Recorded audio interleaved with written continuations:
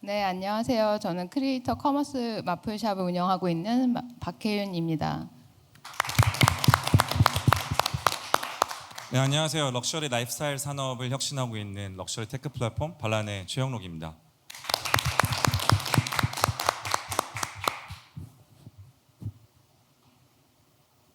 첫 질문 저부터 시작할까요? 네. 이렇게 새 대표님 모시고 이렇게 패널로 참여하게 돼서 너무 영광입니다. 저희 첫 번째 질문부터 좀 시작을 해볼 텐데요. 스파클랩은 이제 사람을 보고 투자한다는 얘기를 이제 대표님들께서 언제나 항상 하시는데 진짜 애매한 얘기인 것 같아요. 저희 이제 10기 때만 해도 10개 회사들 배치들에 너무너무 각양각색의 대표님들의 모습이 있었는데 또 사람의 어떤 점을 보고 투자하신다는 건지 좀 더 명확하게 정해주시면 좋을 것 같고요. 저희 회사는 저희 뭘 보고 투자 좀 해주시면 좋을 것 같습니다.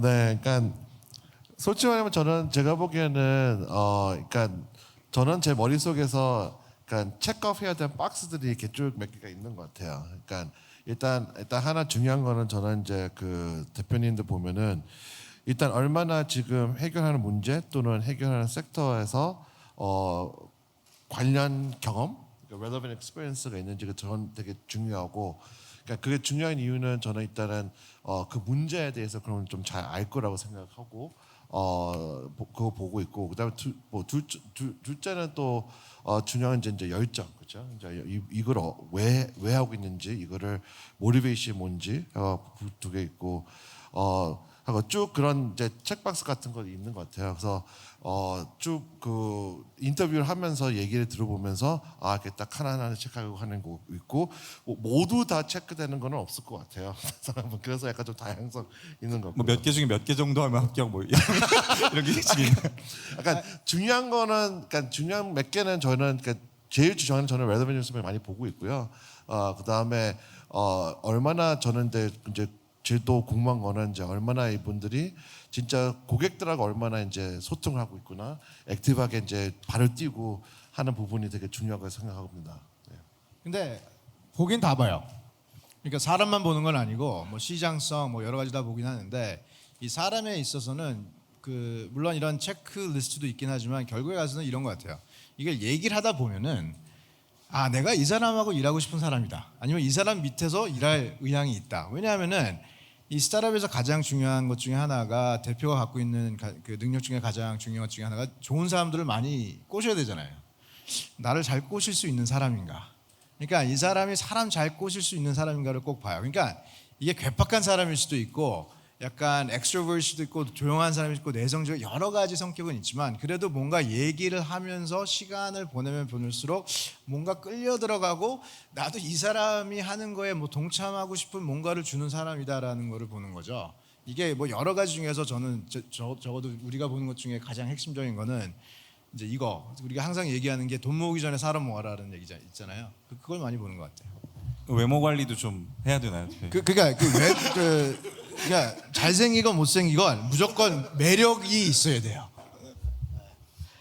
저는 뭐 우리 두 대표님들 하는데, 제가 마플 대표님에 제가 투자를 진짜 제가 삼고초려 해가지고 제가 갔거든요. 근데 마플 대표님 보시게 되면은 원래 제일 처음에 프린트 온 디맨드, 어떻게 보면은 이 우리가 하는 티셔츠나 또 단체복이나 이런 굿즈들을, 이거를 진짜 솔직히 홍대에서 아무도 안 했을 때부터 시작하신 분이에요. 그러니까 그 열정, 그리고 아까처럼 그 전문성, 누구보다도 프린트 온 디맨드에 여러 가지로 색깔이나 자수나 뭐 이런 기계들이 다 틀리고, 고객이 뭘 원하고 이거 하는 거에 대해서, 그러니까 그 어떻게 보면 그 우리가 항상 테크보다는 문제다 얘기하는 거거든요. 테크는 도와줄 뿐인 것 같은데, 그 문제를 얼마나 하고 있고 또 진정으로 그거를 하고 싶은지 안 하고 싶은지. 그러니까는 제가 넥슨에 있을 때는 진짜 우리 게임 하고 싶은 사람들, 우리 월급이 얼마인지 안 물어봤어요. 게임하는 환경만 만들어 준다고 하면은, 그때는 PC하고 인터넷만 누가 주고 누가 나한테 와가 너 뭐해? 라는 얘기를 안 들으면 우리 넥슨에서는 월급을 지금 말하기도 창피한데 거의 그냥 게임 만들고 싶어서 온 거거든요. 그렇기 때문에 그런 것에 대해서는 어떻게 보면 그런 전문성, 그리고 그런 열정, 그리고 그 문제를 풀 수 있는 해안, 있잖아요. 그게 우리가 보기에는 그 해안이 있는데 우리 최 대표도 제일 처음 왔을 때는 쟤는 명품에 미친 애거나 왔을 때 뭐 톰 브라운 입고 다니고서 저거 돈 어디서 돈 많이 버나 뭐 해가지고 근데 자기가 설명하는 거예요. 자기가 이걸 하려고 이태리에서 200개 부티크를 만나고 왔다. 얘는 이거 누구보다 잘 알 수 있는 애네. 그런 인사이트 있었기 때문에 솔직히 1억을 주면 과연 얼마나 빨리 써버릴까 하는 건 좀 걱정도 있었지만은 그래도 그런 것 때문에 우리가 이렇게 투자하게 되었습니다. 네, 오늘 얘기 들으니까 다시 데이 원으로 돌아가야 될 것 같은 생각이 드는데요. 네, 그러면 제가 다음 질문을 해보면 그 엑셀러레이팅 프로그램의 전방위적인 지원을 하고 계신데 뭐 시간이 한정돼 있다 보니까 스타트업의 모든 면에 대해서 사실 성장한다는 건 불가능한 것 같습니다. 그러면 그 스파크랩의 엑셀러레이팅 기간 동안 꼭 이것만은 얻고 가야 한다라는 게 뭐가 있을까요? 제가 항상 얘기하는 거냐면은 그 스타트업의 시장 아까 이현재 대표 말씀 우리는 빠르게 성장하는 시장을 좋아해요. 왜냐하면 빠르게 성장하는 시장에서는 두 가지 빠르게 성장하는 시장에서는 가장 중요한 게 패스트 디시전인 거예요. 실수를 하더라도 솔직히 티가 안 나니까. 근데 어떻게 보면은 어떤 우리가 흔히 말하는 레드 오션, 퍼펙트 마켓에서는 진짜 퍼펙트 엑스큐션이 필요해요. 근데 퍼펙트 엑스큐션에서는 솔직히 조직하고 자본이 있는 사람이 이겨요. 근데 커가는 마켓에서는 누가 디시전을 빨리 내리느냐가 중요하거든요. 그래가지고 우리에서 가장 중요한 게 뭐는 항상 얘기하는 게 실수해도 괜찮으니까 원샷 원킬 아니어도 좋으니까 빨리 디시전을 내려. 그리고 거기서 배워. 만일에 우리나라 사람들은 너무 원샷 원킬 이런 어떤 문화가 있어가지고 자기가 원했던 결과가 안 나오면은 그걸 실패라고 생각하는데 우리 쪽에서는 원했던 결과 안 나왔어? 그거 왜 안 나온 것 같아? 뭘 배웠어? 하는 게 있는 것 같아요. 또 두 번째는 많은 분들이 자기 고객이 누군지 모르는 것 같아요. 그러니까는 모든 분들이 자기 서비스는 카카오톡이라 생각을 해요.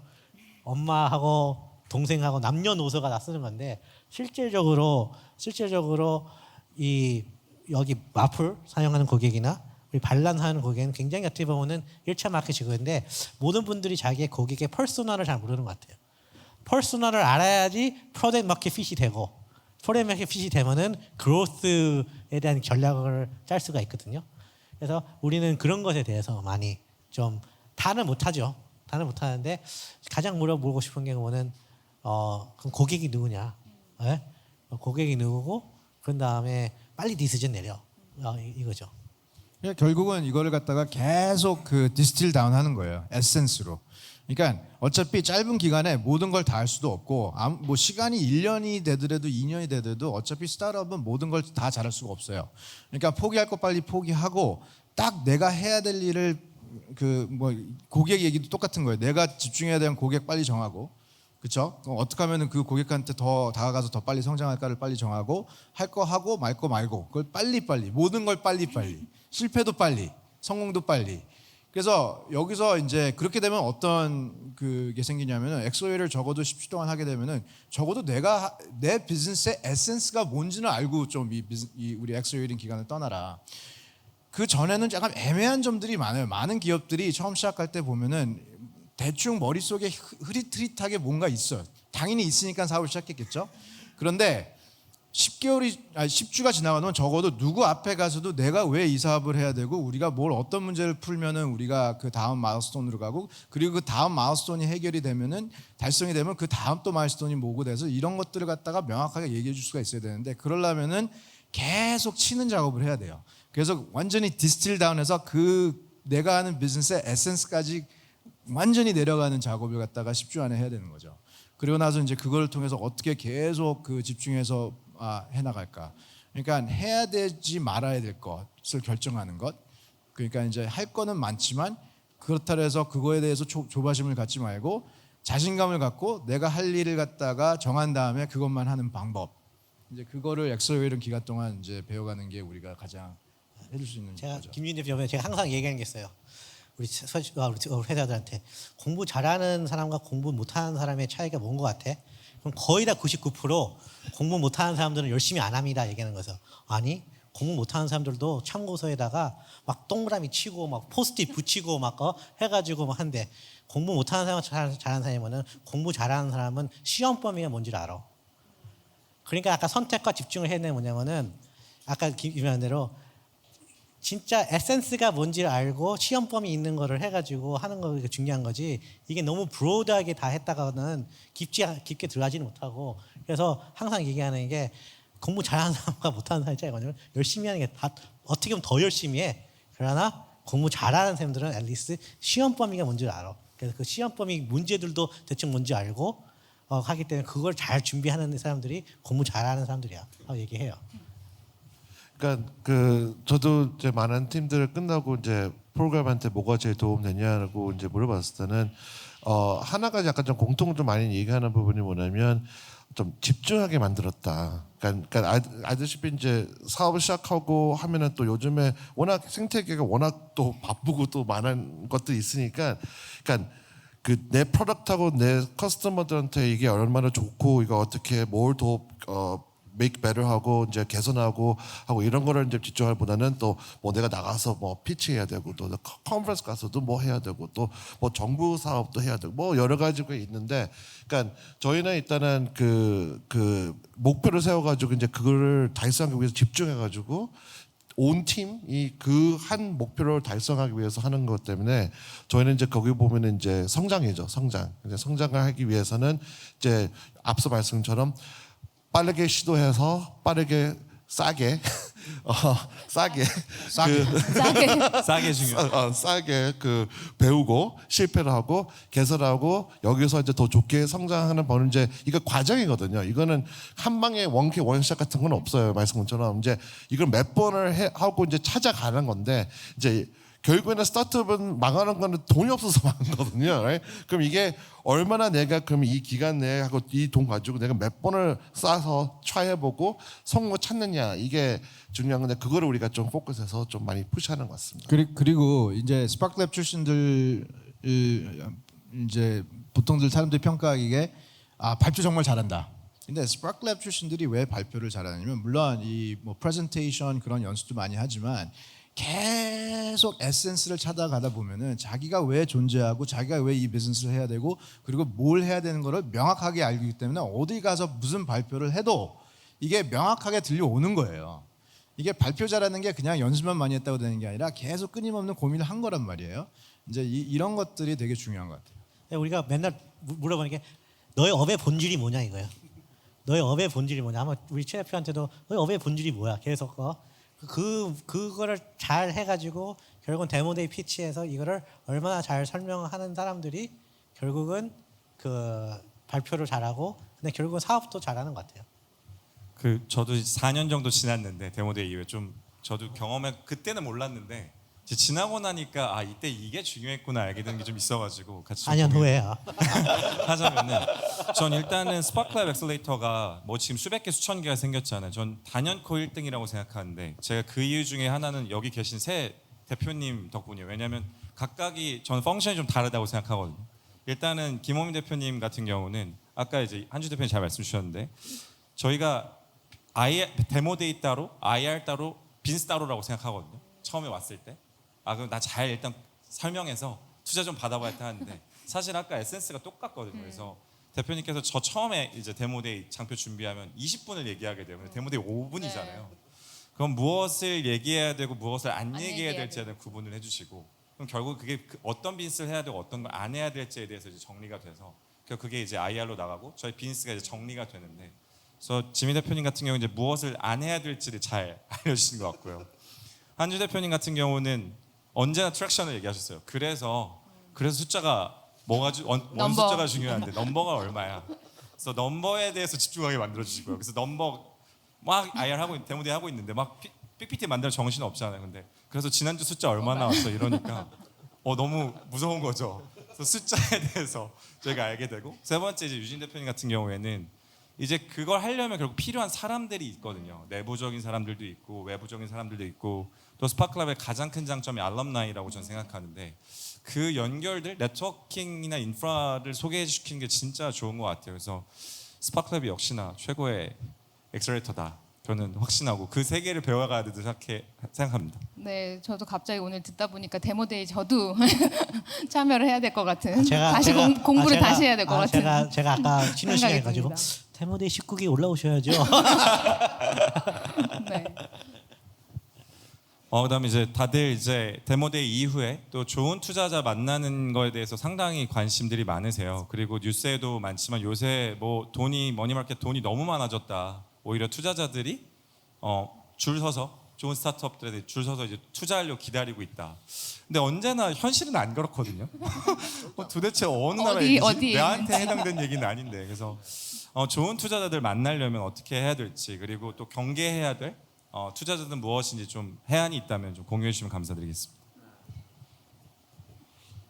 항상 기억해야 되는 게 투자자들 뒤에 또 투자자가 있다는 거를 명심해야 될 것 같아요. 그러니까 그들도 돈 구하러 다니라고 바쁘기 때문에, 그러니까 이제 follow the money라는 얘기가 있잖아요. 그러니까 그들이 자기네들도 그럼 투자를 일으키기 위해서 그냥 이게 VC가 있으면 그 뒤에 LP들이 있잖아요.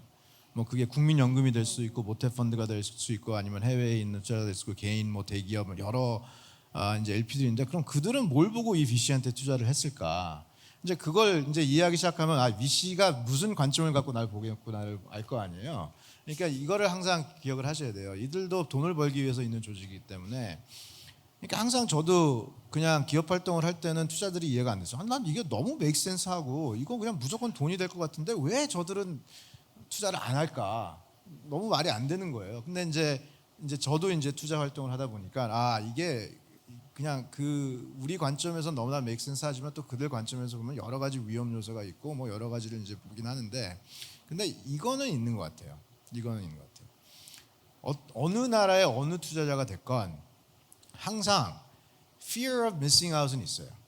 그러니까 그게 무슨 말이냐면은 내가 요번에 안 해서 괜히 얘네들이 잘 돼가지고 돈을 벌게 되면 어떻게 될까? 이게 투자들이 참 이 심보가 웃긴 게, 자기가 잘해가지고 돈 번 거 잘 기억 안 나. 근데 자기가 투자 안 해서 잘 된 거는 너무 이게 머릿속에 남는 거예요.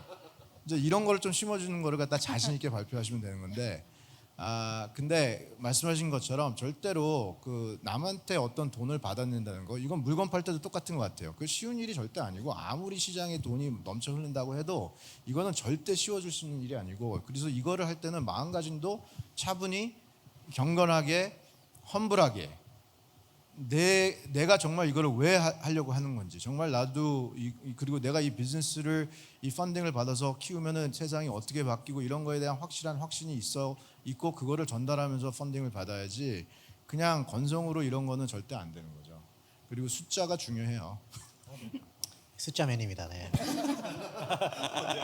여기는 정량적인 사람, 전 정성적인 사람. 네. 김진 대표.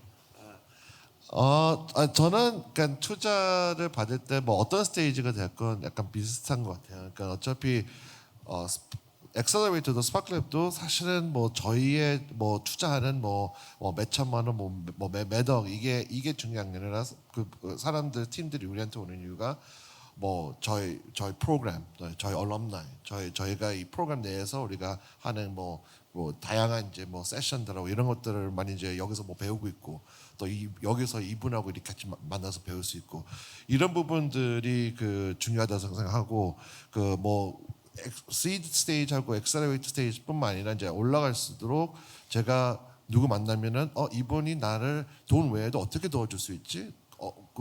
어떤 경험을 나를 뭐 배울 수 있지? 이런 것들이 중요한 것 같아요. 그래서 약간 좀 스파클레도 좀 다른 게, 이제 이번에 우리가 이제 처음 시작할 때부터 좀 다른 게 뭐냐면, 우리는 다 창업자 출신이니까 아마 팀들이 저희하고 만났을 때는 되게 다른 분위기일 거라고요. 하고 질문하는 것도 또 틀리잖아요. 그러니까 왜냐면 우리도 빨리 이해하고 또 많이 또 직접 해봤고 또 이런 경험 많이 해봤으니까 좀 그런 같이 그러니까 좀 깊게 얘기하고 좀 고민하고 이런 걸 많이 좀 동감하고 하는 사람하고 같이 도와주는 게 더 좋다고 생각하고, 그런 투자자가 찾는 거가 중요하지 않을까요? 뭐 어떤 스테이지가 될까? 네, 여쭤보고 싶은 게요. 네, 저는 항상 항상 아까 얘기하는 게 뭐냐면, 성공적인 투자는 제가 저번 데모 때 했는데, 필요한 사람 돈 주는 것도 성공한 투자예요. 근데 제일 성공적인 투자가 뭐냐면은 돈 필요 없는 사람들 돈 받게끔 하는 게 투자예요. 그게 그거거든요. 그렇게 봤을 때는 우리가 결혼할 때 저는 투자는 결혼이라 생각을 해요. 결혼할 때 대충 하나님께 기도하잖아요. 뭐 잘생겼으면 좋겠다. 뭐 있으면 좋겠다. 부모님도 뭐 교회 다녔으면 좋겠다. 뭐 쫙 이거 해가지고 그걸 하잖아요. 근데 투자 받을 때도 제 생각은 우리 아까 마플 대표님한테도 그 이제 항상 얘기할 때면은 어떤 걸 원하세요? 어떤 거 도움을 받고 싶으세요? 결혼할 때 우리가 아무나 결혼 안 하잖아요. 결혼할 때 우리가 아무나 해가지고 뭐 돈 많다고 결혼하지 않잖아요. 거기 왜 결혼했어? 돈 많아서 있는 얘기 하잖아요. 그러니까는 나랑 잘 맞아서, 그렇죠? 나랑 잘 맞아서. 우리 김준태 빨리 결혼을 해야 되는데, 내가 미안한데. 그래서 항상 김준태 대표는 뭐래? 넌 도대체 어떤 여자를 내가 소개시켜줘야 돼? 하는 것처럼 투자도 마찬가지인 것 같아요. 이거는 분명히 투자가들이 회사들은 어떻게 보면은 자기가 원하는 투자가를 어떻게 보면은 그 매칭하고 그런 그게 있어야지 단순하게 어렵음하게 데이트하듯이 뭐 돈 줄게 한번 해보자 이게 아니라요. 어떤 식으로에 대한 내가 크기 위해서 이 사람이 되게 도움을 받을 수 있어. 그리고 남자는 여자가 하기 나름이라고 옛날에 했잖아요. 투자가도 창업자가 하기 나름이에요. 연락 안 오면은 no news is good news예요. 제일 귀찮게 하는 창업가들이 제일 많이 얻어내요. 그러니까는 이거를 진짜 투자가가 어를 만났으면은 내가 저거 만나야겠다는 그게 있으면은 그 투자가들한테 나한테 오겠지 아니라 자 이거 해주세요. 아니면 결혼하기 전에 이거 해줄 수 있으세요? 이걸 확인해야 되는데 너무나도 좀 몽롱하게 가요. 아마 뭐 저기 있으면 해줄 거야. 확인해봤어? 저거 진짜 해줄 수 있대? 그런 거를 이렇게 나쁜 투자가는 없는 것 같아요. 나쁜 투자는 자기가 잘못 고른 거야. 어떻게 말하죠? 나쁜 결혼은 결혼한 사람이 책임 있는 거지 소개해주는 사람이 결혼이 아니잖아. 그래가지고 어떻게 보면은 투자가를 고를 때는 나쁜 투자가가 아니라 자기가 활용을 못하고 코드가 안 맞는 사람들이 나중에는 어려울지 뿐이지 그게 나쁜 투자가는 아니거든요. 자기가 활용을 못하는 게 그 키이기 때문에 그래서 아까 마플 대표님도 그렇고 우리 최 대표님 꼭 전화 올 때 보면은 어떻게 할까요? 그래서 거기 왜 받고 싶은데, 그렇죠? 네?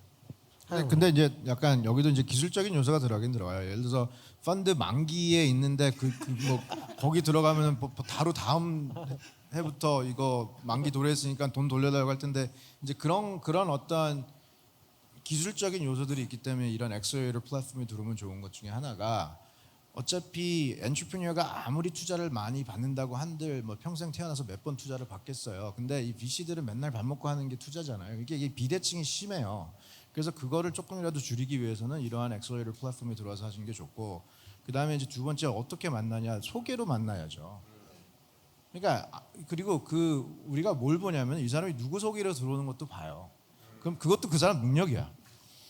우리를 만나기 위해서 아니면 그 투자자를 만나기 위해서 직접 먼저 콜콜로 가는 게 아니라 이 사람이 똑똑해서 한번 쿠션 치고 가는데 그 쿠션 친 사람이 나하고 가까운 걸 어떻게 알았지?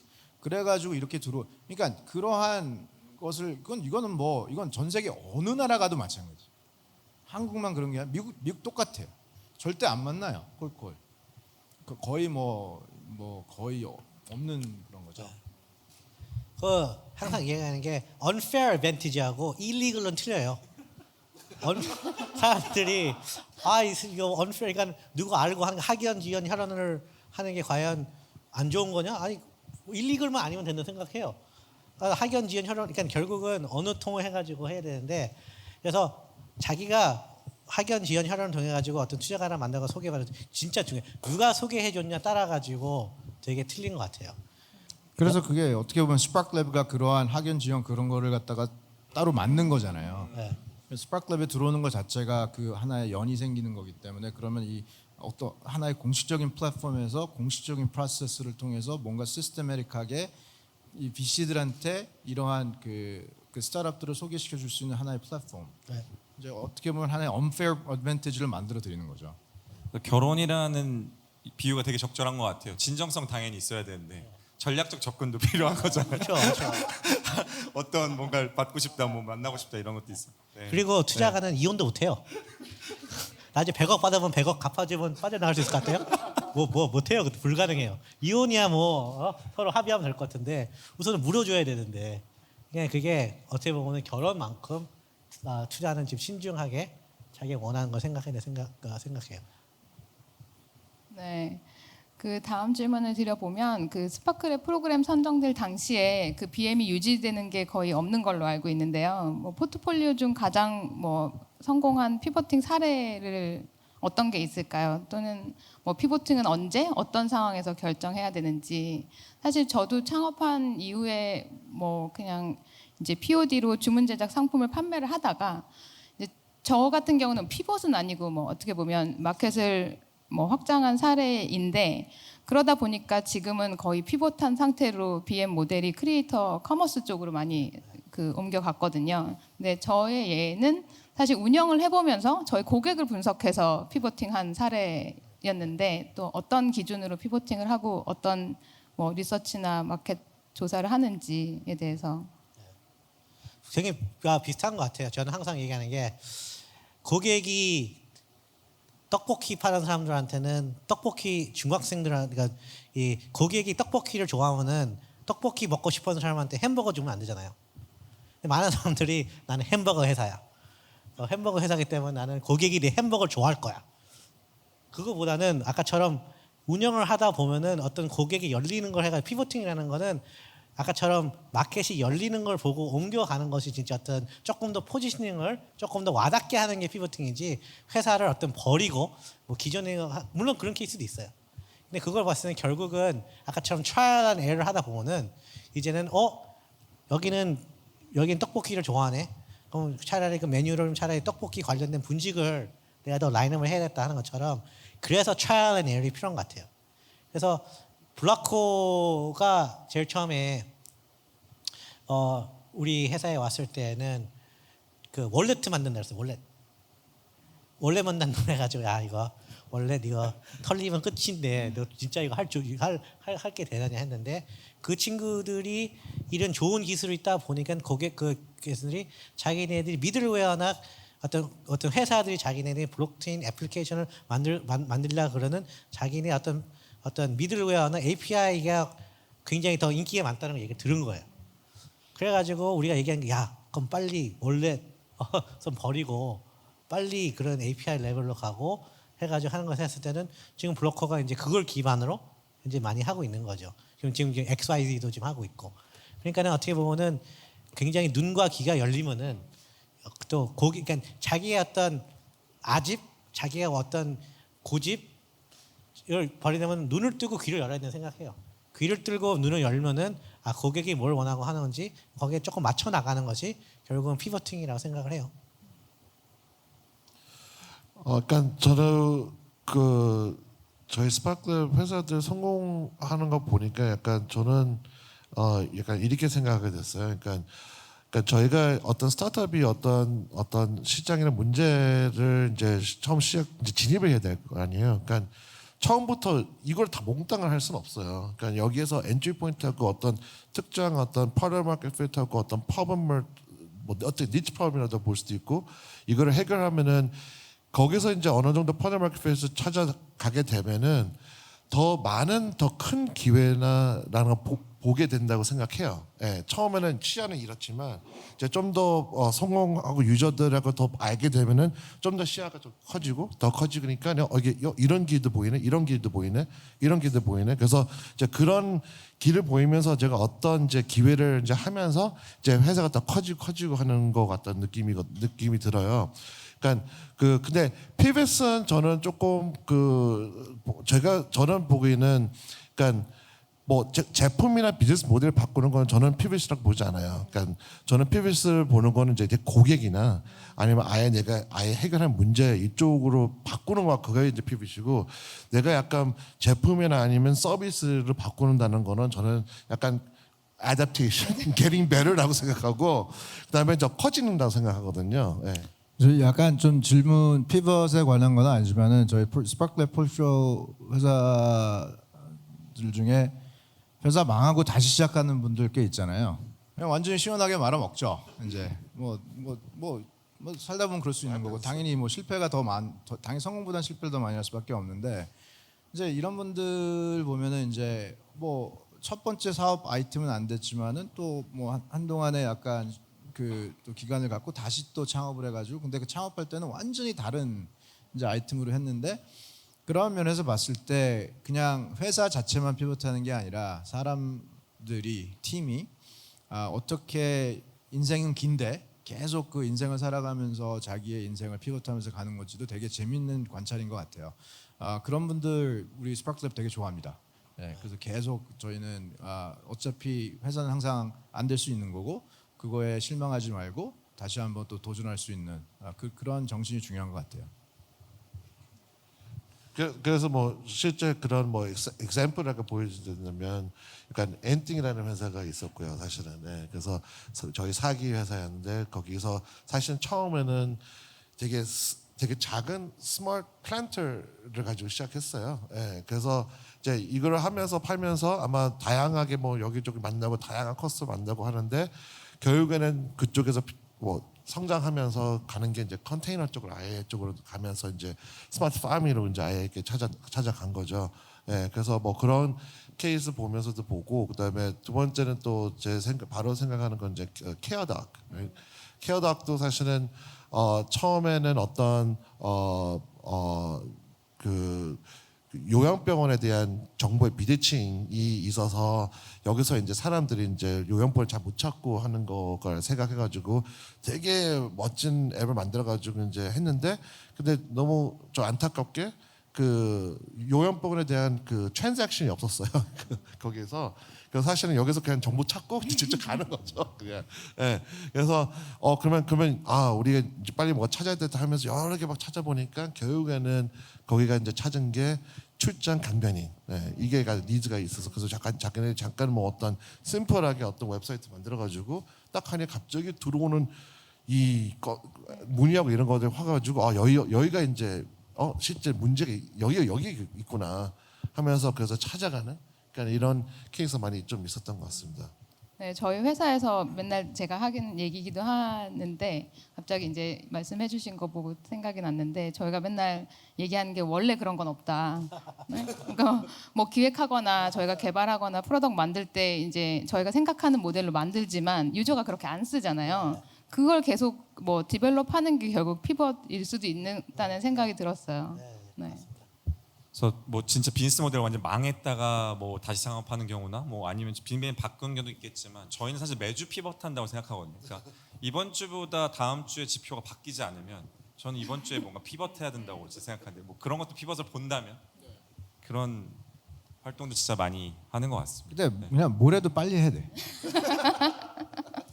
피벗할 거 빨리 하고 빨리 포기하고 그러니까 이게 고집이라는 게 더 무서운 고집은 저렇게 맨날 바꾸는데도 저 사업을 계속하는 게 더 무서운 고집이에요. 저 항상 no decision is decision. 그러니까 네가 decision 안 내는 건 decision이야. 그러니까 차라리 decision 내리고 18개 낫지 않아? 차라리 가만히 있다 당하는 것보다 차라리 뭔 걸 하다가 당하는 게 낫지 않아? 하는 것이 맨날 우리가 얘기하는 게 있는 것 같아요. 그러니까 지금도 생각해 보니까 뭐 여기 이정 대표님이 앉아 있는데 그 저희가 좀 프로그램 하면서 항상 이정이 그러니까 생각나는 게 저희 대표님 얘기하는 거가 그만 만들고 그냥 팔아봐라. 제발 그만 만들어. 야 그냥 팔아. 그래서 이게 시장에서 이거 먹히는지 한번 보자고. right? 그래서 약간 그렇게 해서 좀 빨리 이거를 그 성공이냐 실패냐 싸게 이거를 빨리 알아내서 이제 계속 개선해야 되는 부분이니까 그런 얘기가 생각나네요. 우리 회사에 포스터가 하나 있어요. 제가 제일 좋아하는 거. Done is better than perfect. 그러니까 이 perfection을 하다가 이 하는 거는 done.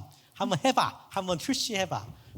그러니까 온라인 게임이 그런 묘미가 있었던 것 같아요. 콘솔 게임은요. 한번 CD가 나가면은 끝나요. 그리고 망하면 이제 끝나가서 진짜 어떻게 보면 QA가 진짜 잘 돼야 돼요. 근데 온라인 게임은 뭐 패치하면 돼. 목요일에 뭐가 이상해? 패치하면 돼서 어떻게 보면 done is better than 한번 출시해. 반응을 봐. 그래가지고 근데 많은 분들이 그린 원샷 원킬 멘탈리티가 있는 거예요. 이번에 무조건 피벗 패치하면 무조건 지표가 올라가야 돼. 아니 뭐가 해야 돼. 그리고 어떻게 물어보면 되게 창피해. 그게 아니라는 거죠, 내 말은요. 예? 그거는 거기서 왜 하는지 한번 생각을 해보고 거기서 배울 수 있으면 배운 거지. 근데 자꾸 이제 모든 사람들은 우리가 이제 아트를 하죠, 그렇죠? 아 이게 뭐 했는데 우선은 무조건 done is better than perfect. 그다음에 또 조언 얻고 싶은 게 이제 성장이에요. 스타트업은 성장 그 자체잖아요. 뭐 엑셀레이팅도 마찬가지. A 라운드, B 라운드, C 라운드 주차별로 성장 안 될 때만큼 그 밤에 고통스러울 때가 없기 때문에 결국에는 얼리 스테이지일수록 조직원 자체가 창업자밖에 없기 때문에 창업자의 성장이 제일 중요한데 이제 대부분 이제 창업자들이 초기 경영자들이 많다 보니까 첫 창업이거나 혹은 첫 직장이 창업이 되거나 저 같은 경우도 반란 만든 게 이제 대학생활 졸업하고 그 학사장교 끝나고 바로 창업했기 때문에 이거 진짜 저한테도 참 좋은 질문인 것 같은데 사회 경험이 짧거나 경영자로서 학습이 아직 좀 덜 된 경우에 이런 약점들 창업가로서 어떻게 성장하면 좋을지 어떤 약점들을 보완해야 될지 약점을 어떤 방식으로 보완해야 될지 좀 조언 주시면 좋을 것 같습니다. 그거 내가 알아서 내가 하죠.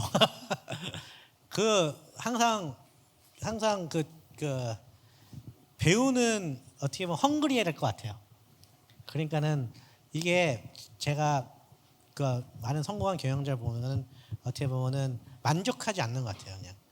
그러니까는 어떻게 보면은 어느 수준에 왔으면은 그냥 이 정도면 됐지 이게 아니라 계속 자기를 푸시해가지고 그거를 그 분야를 더 알든지 그 분야를 더 알든지 그 분야에 대해서 관련된 어떤 뉴스라든지 이런 거에 대해서는 굉장히 어떻게 보면은 자기 어떤 그 호기심이나 배움이 계속 있어야 되는 것 같아요. 어느 정도 매출이 올라가고 어느 정도 안정이 되면은 어떻게 보면은 이제 그런 헝그리한 문화 보다는 어떻게 보면은 뭐 나쁜 건 아니에요. 좀 누리고도 싶고 근데 이제 다른 사람들 말도 안 들리기 시작해요.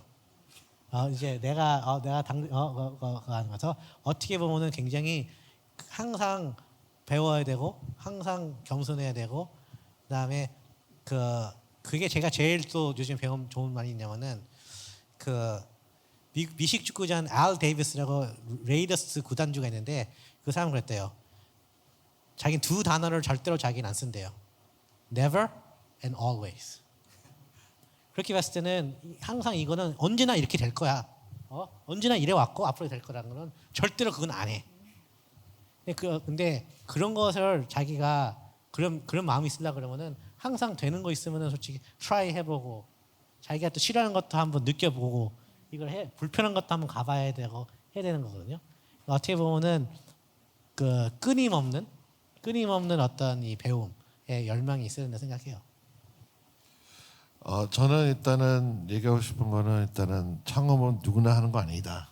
예. 그래서 저는 항상 사람들한테 얘기하는 거는 이제 창업할 거면은 먼저 좀 다양한 경험을 하고 그다음에 창업하면은 약간 좀 말씀한 것처럼 약간 좀 더 올라온 멀티플레이어가 될 수도 있고 또 다양하게 할 수 있다고 생각을 하고요. 하고 뭐 두 번째는 저는 항상 사람은 이제 창업하게 되면은 항상 성장하게 되는 것 같아요. 그래서 그 대신 그러니까 도전을 해야 되고 또 거기서 실패한다는 거를 마음에 오픈 마인드 되고 거기서 배워야 되고 중요한 거는 배워야 된다는 거죠. 예, 배우고 그 다음에 성장하는 거지. 같은 반복하는 거면 something's wrong. Right? 그래서 배워야 되고 그 다음에 세 번째는 이제 그래서 팀이잖아요. Right? 이제 팀이 중요한 거죠. 그래서 내가 좀 잘 모르고 내가 좀 모자란 부분, 내가 좀 잘 못하는 부분은 그러면 내 파트너, 나의 co-founder 아니면 내 팀이 그거를 좀 받쳐준다 해서 그거를 그래서 좀 중요한 거는 나의 fault 아니면 나의 좀 못하는 부분을 냉정하게 알고 하는 게 필요하지 않을까 싶습니다. 이제 사람이 성장하는 방법이 여러 가지가 있겠죠. 이제 우선 배움이 이제 그게 기본이 돼야 되겠죠. 그 배움은 글로써도 배울 수 있고 뭐 유튜브 영상을 볼 수도 있고 아니면은 전문가를 만나서 얘기를 나눌 수도 있고 아니면 경험을 통해서 할 수 있는데 그래도 제일 싼 게 글로 있는 거겠죠. 그 다음에 이제 두 번째가 이제 전문가 통해서 배우는 거하고 그 다음에 이제 이제 경험이 가장 비싼 어떤 이제 배움이고요. 내가 경험하는 만큼 또 나를 통해서 경험한 사람들은 그 수업비를 나는 배우니까 좋지만 저 사람은 내고 있는 거잖아요. 그러니까 내가 더 좋은 리더가 되기 위해서 내 조직원들은 그 와중에 서퍼링을 해야 되는 거거든요. 근데 이제 그 두 번째가 되게 중요한 것 같아요. 그러니까 우리가 공부는 뭐 누구나 다 할 수 있어요. 근데 적어도 제가 회사 대표고 그러면은 저한테 제일 필요한 게 아까도 말씀드렸지만 좋은 사람을 자꾸 우리 쪽으로 끌어들여야 돼요. 그러면 어떤 문제를 풀어야 되면 그 문제를 분명히 푼 딴 사람이 있을 거란 말이에요. 이 세상에는 완전히 새로운 건 없으니까. 그러면은 적어도 어느 정도의 경륜이 쌓이고 경력이 쌓이는 지도자라면 그런 사람들이 어디 숨어 있고 그런 사람들을 어떻게 만나야 되고 그런 사람들을 만나서 우리 쪽으로 끌어들이는 노하우가 계속 쌓여야 된단 말이에요. 이게 성장하는 것 중에서 가장 중요한 게 뭐냐면은 우리의 네트워크가 점점 넓어지는데 그냥 그게 놀고 마시고 즐기기 위해서 네트워크를 친구를 많이 사귀라는 게 아니라 비즈니스를 하다 보면은 정말 풀어야 되는 문제가 항상 산재해 있잖아요. 근데 그거를 누군가는 풀었어 벌써. 그런 사람들 빨리 가서 데리고 와야 돼요. 이러한 성장, 그러니까 나의 네트워크를 계속 끊임없이 넓혀가는 성장이 되게 중요한 거죠. 다음으로는 이제 스파클랩에서 설문조사 해가지고 실제 초기 스타트업 대표님들께서 이제 저와 이제 또 대표님들께 질문들을 좀 주셔가지고 저희가 그걸 정리해가지고 한번 질문을 드리고 싶은데요.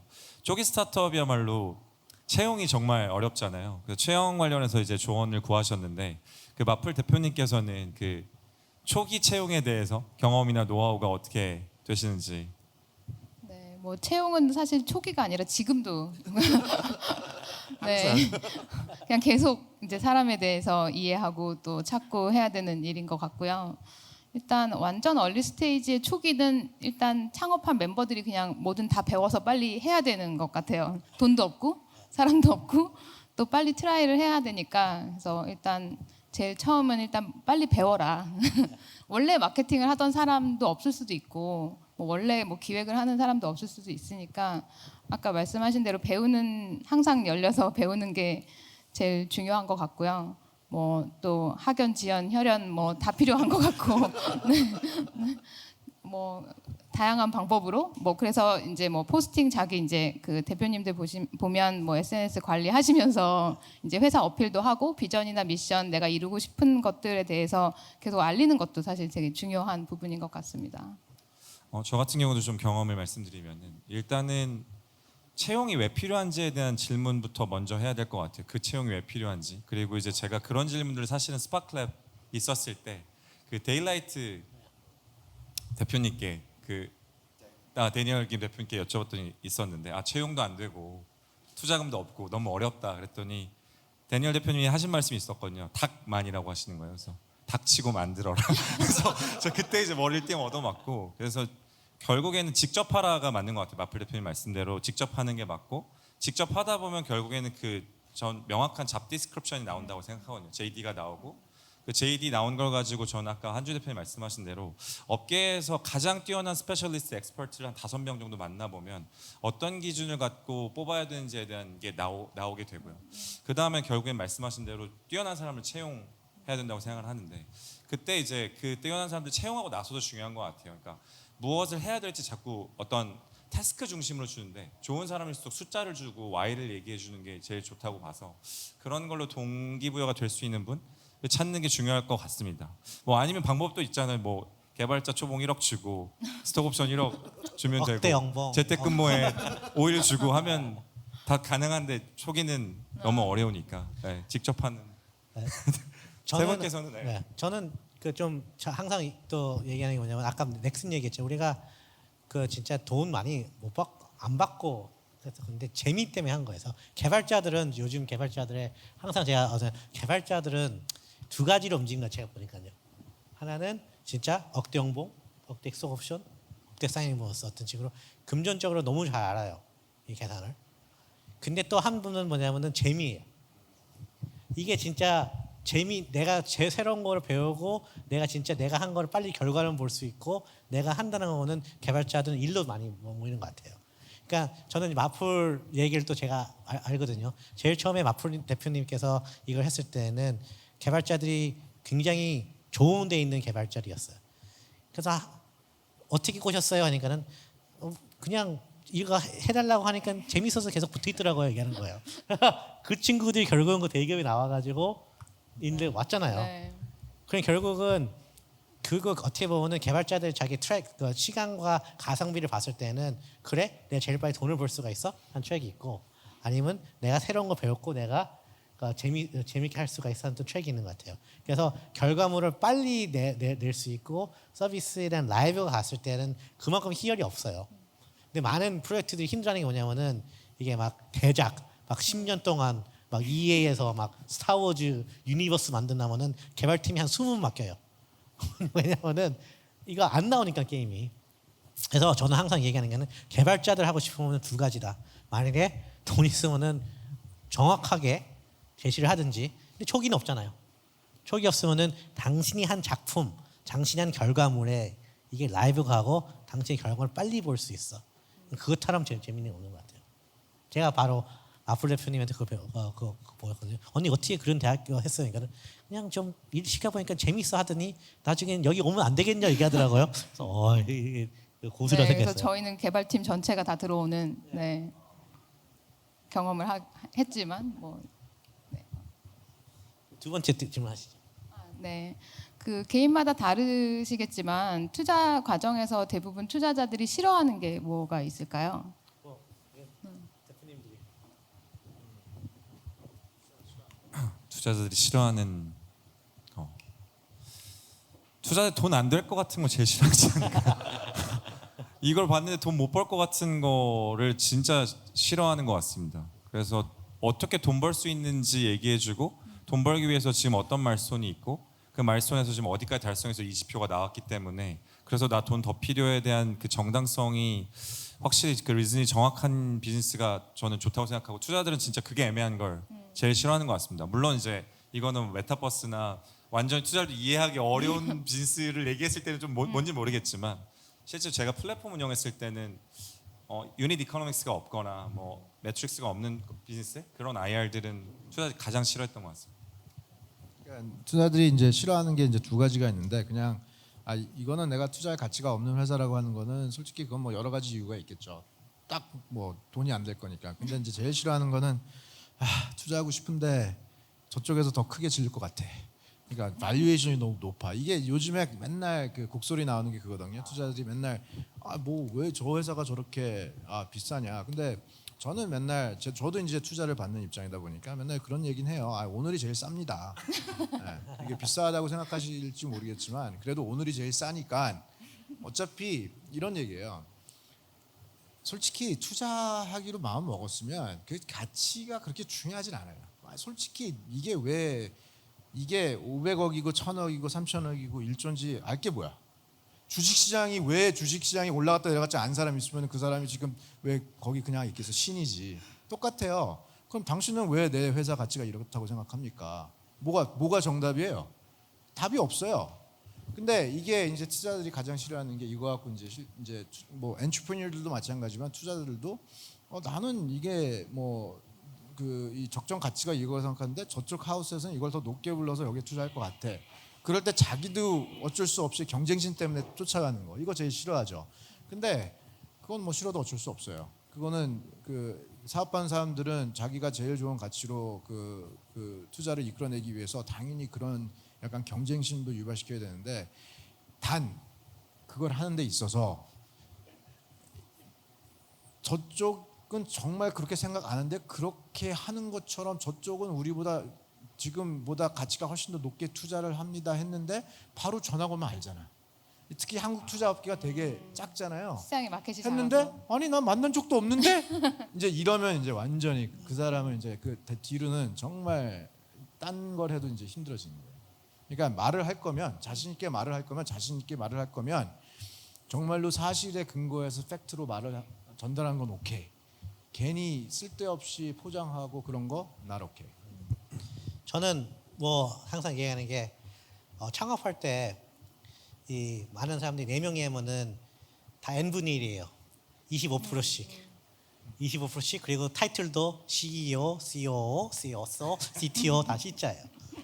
그래서 사람들이 왜 그러냐 했더니 우리가 친구고 다 해가 역할 분담도 있고 이렇게 하는 거라고 얘기를 하는데 그렇게 했을 때는 문제가 뭐냐면은 굉장히 어떻게 보면은 디시전 메이킹이 되게 그러니까 주식의 25%가 되면 결국은 두 사람만 어떻게 어그리를 안 하면은 굉장히 어떻게 보면은 그게 되게 그러니까 스타트업은 빨리 디시전 내려야 되는데 두 사람이 아니 나는 일로 갈래 하면 디시전이 못 내리잖아요. 구조적으로 그런 걸 또 되게 우리가 싫어하고요. 또 반대로 100대 빵 반지의 제왕 내가 다 왕이야. 직원들 엄청 많은데 당신들 집은 어떻게 해요? 제가 100이고 CTO는요. 집은 안 줬어요. 집은 줄 생각인가요? 아니요. 왜 줘요? 이것도 아닌 것 같아요.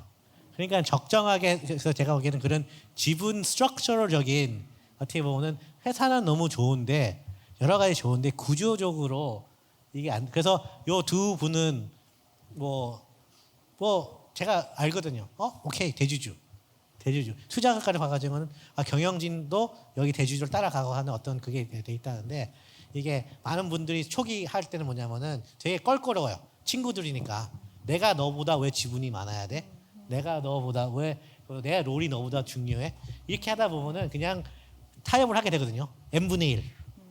근데 n분의 1로 가게 되면은 결국 공중부파가 되더라고요.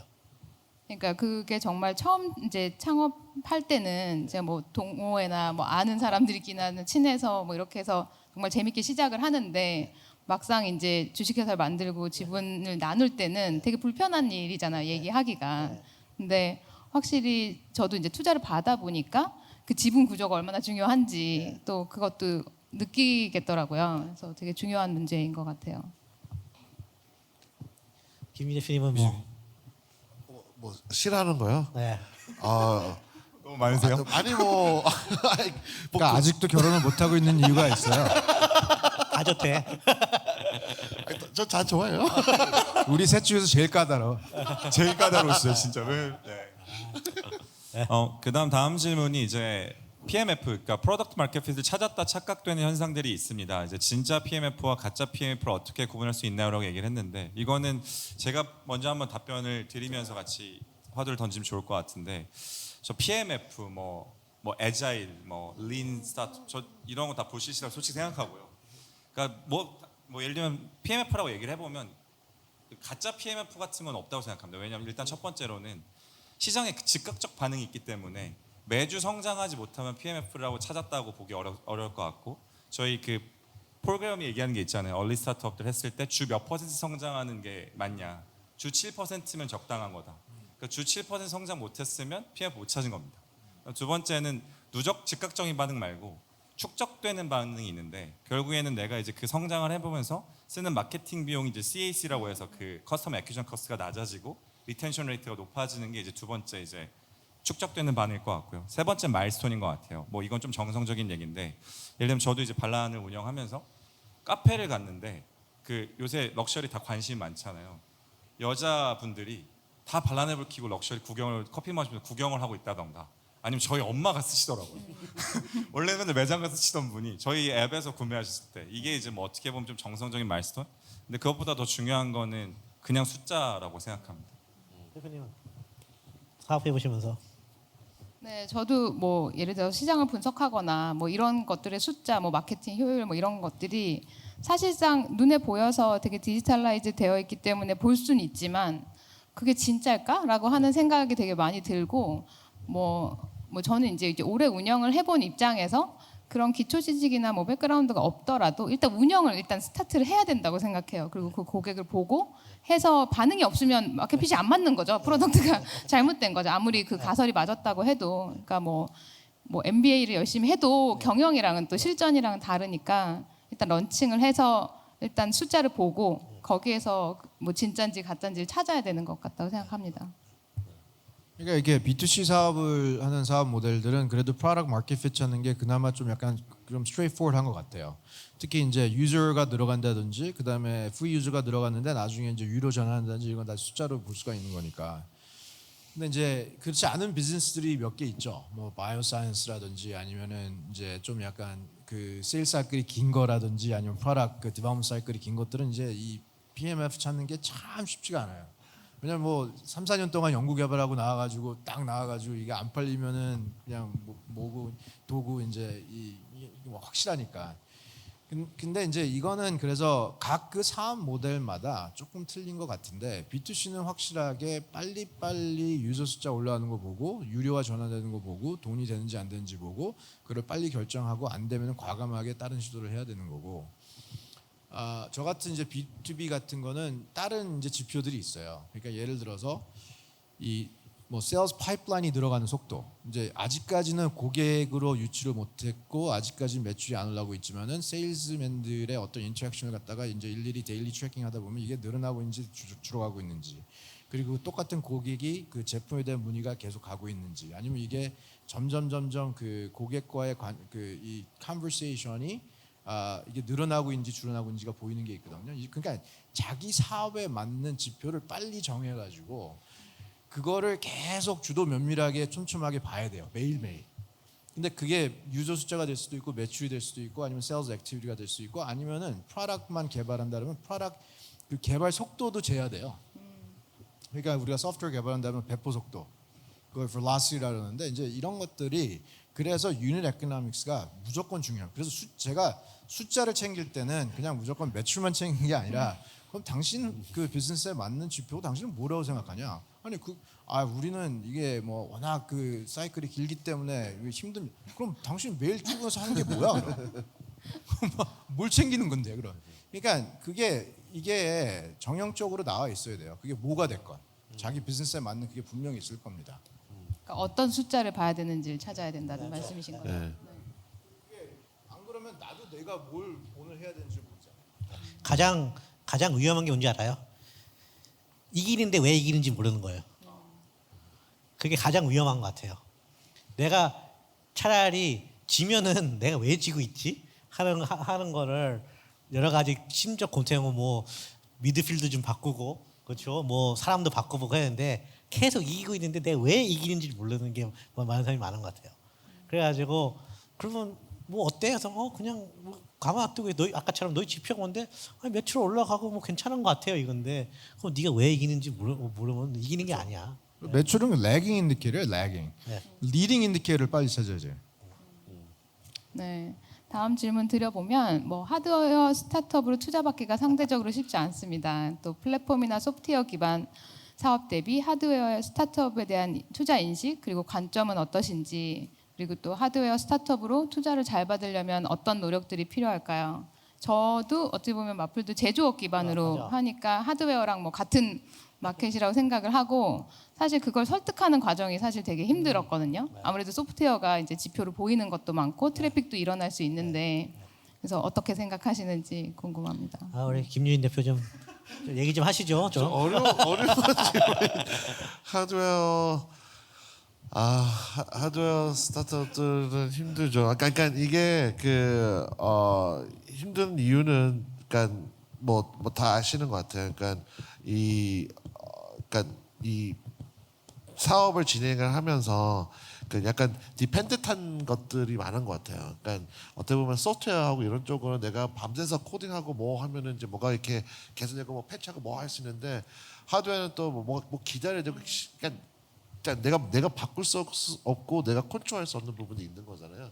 그래서 그런 부분들하고 또 김훈 대표님도 항상 제가 또 많이 배운 게 뭐냐면 디펜던시 많이 있으면은 안 좋다. 어떤 사업에. 예. 누구한테 의존할 게 많은 팩터가 있으면은 페일러 레이트가 그냥 엄청 올라가요. 그래서 하드웨어 스타트업은 힘든 게 뭐냐면 금융 떠야죠. 그렇죠? 그다음에 QA 해야 되죠. 그다음에 또 나중에 뭐 여러 인증 받을 것도 되게 많고 그래서 너무나도 어떻게 보면 패스트하게 움직이게 되게 힘든 것 같아요.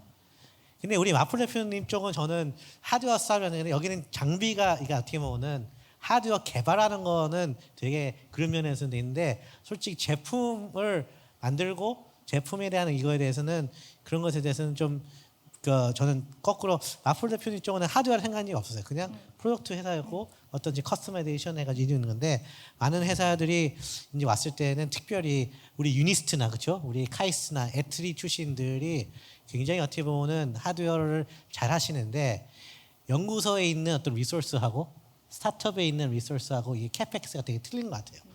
그래가지고 잠깐 근데 이게 약간 여기서 우리가 조심해야 되는 게 대한민국에서 스타트업 투자가 되게 많이 활성화가 돼 있지만 그렇게 상대적으로 전체 투자 규모를 봤을 때 그렇게 아직 많은 게 아니거든요. 그러니까 대한민국은 아직도 매니팩처링 하드웨어 기반에 있는 회사들이 투자는 훨씬 많이 받아요. 솔직히 이게 그냥 객관적인 팩트입니다. 비교도 안 될 정도로 많아요. 그러니까 우리 특히 뭐 대한민국의 소프트웨어 솔직히 투자 안 해요. 네. 이런 B2C 서비스 많이 하죠. 그다음에 요즘에 뭐 디지털 네이티브 뭐 O2O 같은 거 조금 했었죠. 근데 그 비교적으로 봤을 때 하드웨어 비교하면은 절대적으로 적습니다. 단 우리가 하드웨어 신규 업체들을 스타트업이라고 안 불러요. 중소기업이라고 부르죠. 근데 도대체 중소기업하고 스타트업하고 뭐가 틀린지 모르겠어요. 근데 이제 이런 구분은 솔직히 언론 쪽에서 조금 좀 정리를 좀 해주셔야 돼요. 그래서 하드웨어 스타트업이 투자받기가 상대적으로 쉽지 않다는 거는 false. 우선 false. 근데 하드웨어가 더 어렵냐 쉽냐? 아니요. 하드웨어 업체들한테 물어보세요. 삼성전자한테 물어보세요. 소프트웨어 되게 힘들어해요. 현대자동차한테 물어보세요. 도대체 소프트웨어 때문에 미치겠다고 해요. 그런데 이제 뭐 포드도 마찬가지고 GM도 마찬가지고. 근데 한 가지 확실한 건 이건 있는 것 같아요. 대한민국이 앞으로 잘 되려면 무조건 소프트웨어 쪽에다 투자를 더 많이 해야 됩니다. 앞으로의 모든 거는 다 거의 대부분이 소프트웨어가 주도권을 갖고 가고 지금 증명이 나온 거는 아무리 하드웨어를 잘해도 소프트웨어를 못하면은 거기에 알맹이와 모든 그 프로핏 마진을 그 이익 마진을 다 소프트웨어 업체들이 갖고 가요. 소프트웨어 잘하는 기업들이 계속 기업 가치는 올라가고 하드웨어만 잘하는 업체들은 계속적으로 체원지를 받고 있는 게 사실이에요. 그렇기 때문에 아무리 그냥 우리가 한국의 제조업으로 커왔고 하드웨어 기반의 그 비즈니스가 더 크다고 한들 그러면은 잘하는 것만 계속 잘하자고 대한민국이 앞으로 20년, 30년 동안 잘 살 수 있겠느냐? 절대로 안 되죠. 서비스업이 더 커져야 되고요. 그 서비스업이 잘 되려면 무조건 소프트웨어를 키워야 됩니다. 그럼 이쪽 부분에 지금 투자하는 게 지금은 정말 말도 안 되게 적어요. 이게 도대체 대한민국을 잘 살게 하겠냐 말겠냐 하는 이 의지가 있는지도 모르겠어, 솔직히.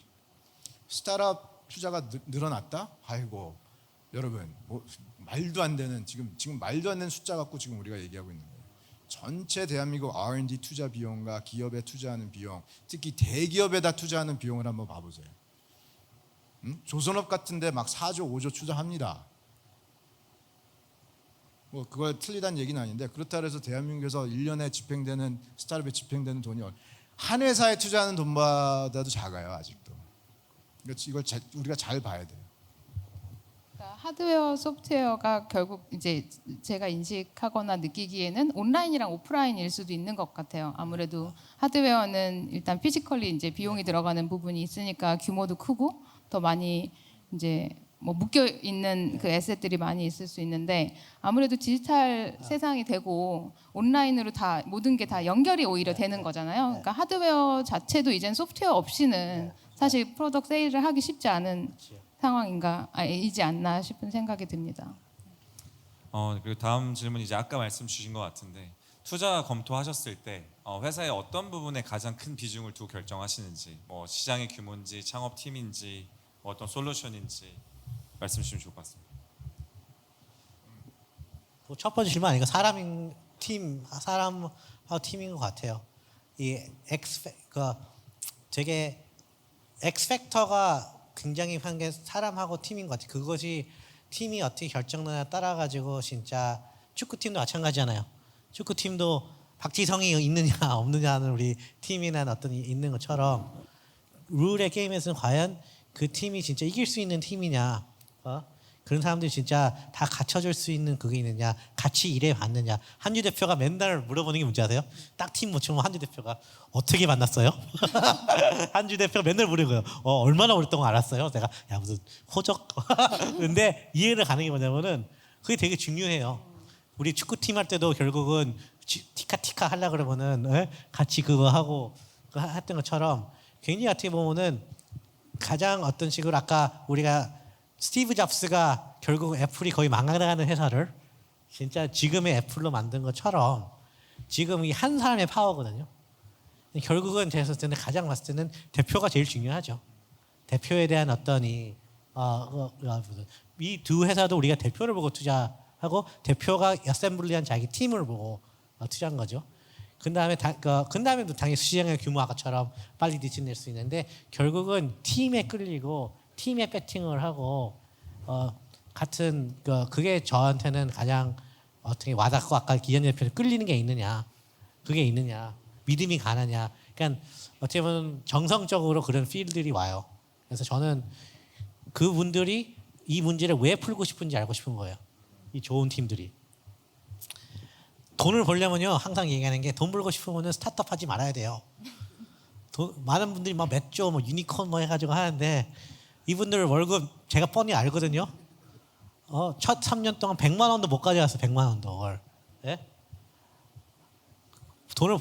돈은 나중에 어떻게 보면 어떤 성공했기 때문에 어떤 따라가는 어떤 부수의 이거지 자기 꿈을 이룩하게 한 건지. 근데 많은 분들이 좀 잘못 생각하고 있는 것 같아요. 스타트업 하고 싶은 이유가 스와트 보고 strength, weakness, opportunity 이거 보고 내가 가야 되겠다. 근데 그런 거보다는 항상 김진 대표가 저한테 얘기한 거는 왜 해요 이걸요? 마지막 질문이고 이거 왜 하세요 이거예요. 이 질문이 가장 중요한 것은 그게 바로 팀. 네. 그리고 팀이 제일 처음에 학연, 지연, 혈연으로 모이더라도 가장 파워풀한 팀이 뭐냐면요. 그게 결국은 사명감이 있는 거예요. 그러니까 이게 사명감이 있으면은 내 의견이 중요하지 않고 팀을 이 사명감을 일으키기 위해서에 대한 회사 방향으로 그걸로 집중이 되는 거지. 어떤 개인의 카리스마, 개인의 아집, 개인의 학연, 개인의 나이 이거보다는 야 우리 회사가 가려는 방향 같으면 이렇게 가야 됐을 때는 당연히 축구팀에서 항상 얘기하는 게 너 빠지고 얘 좀 들어가야 된다는 것처럼 그런 게 그런 사명감을 묻힌 팀들이 제일 무서운 팀들인 것 같아요. 그러니까 한지 대표하고 다 얘기한 거 이미 좀 전에 얘기한 것 같은데, 그러니까 물론 다 봐요. 예, 다 봐고 다 중요하게 보고, 그러니까 결국에는 저는 그러니까 뭐 판단을 뭐가 되면 결국에는 그런 것 같아요. 그러니까 한지 대표 비슷하게 얘기한 것처럼 좀 나를 임프레스했냐. 내가 봤을 때 얘네들 뭔가 좀 잘하는 것 같은데 아니면 나도 거기 같이 하면 재밌겠는데? 약간 뭔가 이런 게 있으면은 그게 꽉 끌리는 것 같고 그게 중요한 것 같아요. 네, 벌써 이제 스파클랩 데모데이 18기까지 진행했었는데 10기인 저로서는 진짜 감회가 너무 새롭고요. 새 대표님하고 이제 이렇게 세션 했는데 여전하신 것 같아요. 다시 가려면 할 거냐? 전 다시 데모데이 저 못할 것 같고요. 저는 다시 오늘 너무 참여하고 두렵고요. 19기에 참여해야겠다는 생각이 들었는데. 네, 오셔야죠. 이렇게 이제 소회를 같이 나눌 수 있고 또 더 이제 다음 인사이트 나눠주셔서 너무너무 감사드립니다. 네, 오늘 좋은 자리에 또 초대해 주셔서 다음에 참여할 수 있는 기회를 주셔서 감사드리고요. 또 스타트업 창업하시는 분들한테 한마디 드리고 싶은 얘기가 있다면 정말 힘들거든요. 그리고 아까 말씀하신 대로 돈 벌기 쉽지 않죠. 망하는 경우나 실패하는 경우가 더 많은데 정말 재밌는 것 같다고 생각해요. 자기가 하고 싶은 어떤 문제를 풀고 싶은 게 있고 그 팀을 만들어서 같이 뭔가 프로덕이나 아니면 세상을 바꾸는 어떤 문제를 해결하는 걸 할 수 있다는 것 자체가 굉장히 시도해볼 만한 일이라고 생각합니다. 네. 자, 오늘 우리 두 대표님 진짜 너무나도 감회가 새로운 게 진짜 우리 최 대표 진짜 제일 처음 왔을 때 명품으로 깔아입고 와가지고 럭셔리 한다 그러고 또 여기 우리 대표님은 제가 삼고초려해가지고 진짜 제가 투자 좀 하게 해주십시오 하는 대표님이었거든요. 이 두 대표님들과 또 다른 또 굉장히 또 스파클랩의 다른 대표들을 굉장히 많이 도와주고 있어요. 제가 누구 좀 소개시켜주면 흔쾌히 만나시고 이런 거 하면 너무 감사드리고 앞으로 더 좋은 성공 계속 위해 우리 기도를 하겠습니다. 네. 그렇죠. 이제 스파클랩이 이 플랫폼이 성공했다, 잘 됐다라는 증명은 아마 여기 계신 두 대표님 분들이 그 스파클랩 포트폴리오 대표님 분들이 이제 스파클랩에 다시 들어와서 이제 스파클랩 대표를 하시는 거죠. 그러니까 이제 제발. 예, 이제 도와줘. 이게 entrepreneurs growing entrepreneur라고 어차피 이제 저희도 이제 10년이 넘어가고 18기가 됐어요. 그러니까 이제 앞으로 이제 여기 계신 후배 창업자분들이 이제 사업 열심히 하시고 또 성공하시고 또 성공하시고 난 뒤에 어느 정도 여유가 생기시면은 다시 또 이 창업 생태계에 들어오셔서 또 후배 창업자들을 도와주는 이제 이렇게 되는 모습이 나오면 드디어 스파크랩이 제대로 일 좀 하지 않았을까라는 게 될 것 같아요. 그래서 그 일환으로 오늘 정말 저도 반갑고 감사드리고 또 앞으로 꼭 명심하시고 그 사명감을 갖고 움직여 주십시오. 네, 포폴리오 대표님 중에서 스파크랩을 도와주 일하고 싶으면 편하게 말씀 주세요. 환영합니다. 그리고 그 뭐 오늘 너무 재미있었고 그 이제 18기 오늘 데모데이도 이제 마무리하면서 되게 그 좋은 날이고 근데 또 위거원 저 19기가 이제 있습니다. 그래서 그 애플리케이션이 아마 오픈돼 있었고요. 그래서 관심 있는 분들은 어플라이 꼭 해주시고 또 그 가능하면 이제 뭐 인터뷰 관련돼서 뵙겠습니다. 감사합니다.